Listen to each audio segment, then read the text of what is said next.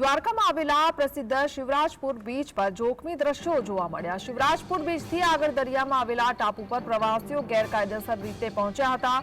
Shivrajpur beach પર water sports કે beach activity કરવા પર તંત્રની રોક છે। તંત્રના નિયમોની એસી તેસી કરી બોટ સંચાલકો સ્પોર્ટ્સ એક્ટિવિટી કરાવી રહ્યા હોવાનો આક્ષેપ છે। આટલું જ નહીં, કોઈ પણ જાતની મંજૂરી વગર ગેરકાયદેસર રીતે યાત્રિકોને બોટ સંચાલકો ટાપુ પર લઈ જાય છે। સવાલ એ થાય છે કે જો મોરબી જેવી દુર્ઘટના સર્જાય તો તેની માટે જવાબદાર કોણ રહેશે?